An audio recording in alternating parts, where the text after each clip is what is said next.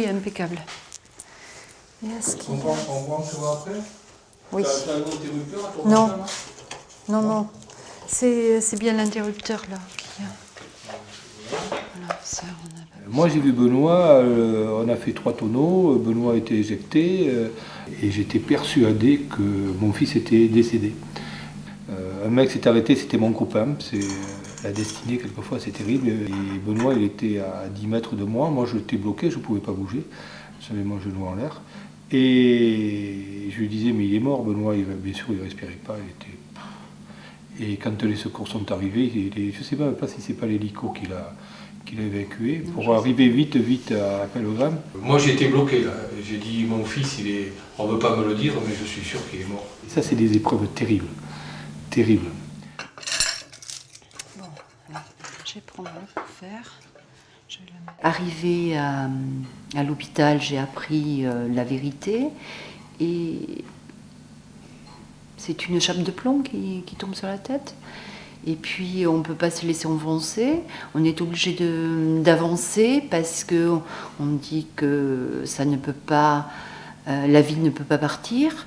Donc il faut, la médecine est là, mais nous si on vient apporter l'amour, tout l'amour que l'on a, eh bien ça partira moins vite. Et puis on s'habitue, on s'adapte, et puis on change toute notre vie. Voilà, je vais mettre les serviettes. Benoît a été pendant quelques temps sur un fauteuil roulant, donc on se débrouillait à le faire passer. Ça passait juste sur la porte, là. Et après, comme il ne se déplaçait pas tout seul, on le poussait et on essayait d'éviter les meubles. Benoît quittait son fauteuil et il rampait parce qu'il ne voulait pas rester sur son fauteuil quand son copain venait. Alors il rampait, il était à plat ventre et il rampait parce qu'il ne pouvait pas se tenir debout. C'était difficile parce que c'était moi qui avais provoqué l'accident quand même. Et quand je voyais mon fils comme ça, je me disais, mais putain, c'est toi qui as fait ça. C'était il y a 25 ans. Très, très souvent, tous les 8 mars, maintenant c'est la journée de la femme.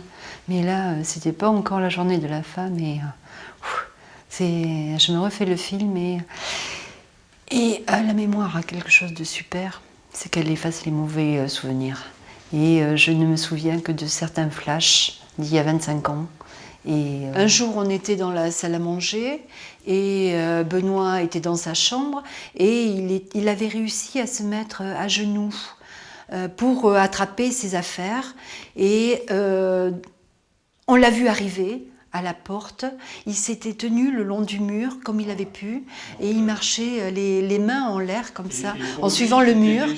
Et c'était un premier pas. Pour lui, c'était déjà... Il avait gagné, il avait déjà gagné. Réussir à se mettre debout. Il avait gagné quelque chose. Parce que Benoît commençait à peine à parler. Il était dans son fauteuil, donc il ne marchait pas. Il était incontinent pendant au moins 3 mois. Et là, il avait réussi à nous surprendre en marchant. À partir du moment où il a eu cet accident, après tout a été défi pour s'améliorer, se prouver qu'il pouvait être quelque chose. C'est sur la table. Oui, allô ? Nous, en tant que parents, on n'est pas préparés à s'occuper médicalement de traumatisés crâniens. Mais Benoît était jeune et puis il avait la volonté. Il a fait et tombé sur Benoît. Parce qu'il y a 25 ans, quand Benoît a eu la chance d'être sélectionné pour aller à Château-Rosay, on n'intégrait pas d'enfants à Château-Rosay. Le même mois, il est arrivé 3 enfants. À Château-Rosay, on voyait qu'il y avait des progrès. Il ne se passait pas une journée, une semaine sans qu'il y ait des progrès. Ça avançait. Très lentement, mais ça avançait. Et on était confiants, et à partir du moment où on a vu qu'il y avait des progrès, on a mis quand même le paquet. Et maintenant, quand je vois Benoît faire du triathlon, quand je vois comment il a commencé le triathlon, là-bas à Longaris avec les clopins-clopants, et que maintenant, voilà, il va faire Barcelone, quoi. Donc je vois que c'est par palier. Alors je me dis, est-ce qu'un jour il va avoir besoin de poser le sac. Et s'il fait pareil dans son boulot, j'espère. Je ne sais pas s'il posera le sac un jour. Il posera jamais le sac. Et tant mieux peut-être, parce qu'il y en a qui s'emmerdent quand il pose le sac. Donc, moi je suis Benoît. En 84, j'étais ici parce que j'étais traumatisé crânien. J'étais dans le coma pendant 2 mois. J'étais hémiplégique, j'étais en fauteuil roulant. J'ai dû réapprendre à écrire, à parler, à marcher. À l'époque, j'avais 6 ans et demi. Et aujourd'hui, j'en ai 32. Benoît avait eu un traumatisme crânien dit grave. Il avait donc eu beaucoup de lésions cérébrales diffuses et un coma. Le coma a duré une vingtaine de jours. Et puis, quand il a ouvert les yeux, eh bien, il s'est retrouvé avec une paralysie de la moitié du corps, des difficultés de communication, même quasiment il ne parlait pas.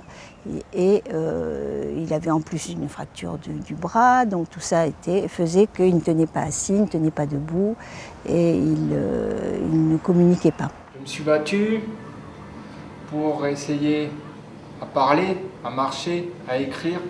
Et aujourd'hui, je cours. Je crois que Benoît avait déjà une volonté très très affirmée et que pour lui le handicap est un défi. J'ai eu un accident en 84, jusqu'en 1999 j'étais hémiplégique. Je fais du triathlon depuis 95. L'aide au triathlon m'a enlevé cette hémiplégie. L'enfant qui a un accident, ensuite il structure sa personnalité. Et il la structure avec toutes les difficultés liées au handicap. Alors il y en a qui s'effondrent complètement, et puis il y en a comme Benoît pour lesquels au contraire ça renforce la volonté et la personnalité. Le handicap est en quelque sorte un moteur. La préparation au triathlon va vous réadapter, vous rééduquer musculairement. Ça, c'est très important. Pour Benoît, le sport, ça a dépassé le simple fait de se surpasser, puisqu'il a pu, à partir de là, organiser quelque chose, c'est-à-dire faire quelque chose pour les autres. Et j'ai trouvé une ouverture et une maturité qu'il n'avait pas avant, puisqu'il a pu s'engager, construire quelque chose par lui-même, au lieu d'être dépendant des autres, comme ils le sont en général. J'ai pas fait du sport pour dire... pour être compétiteur, pour être dans les compétiteurs. J'ai dit, je vais faire du sport pour moi, pour m'améliorer. Et le résultat, ça a marché. Donc là, on va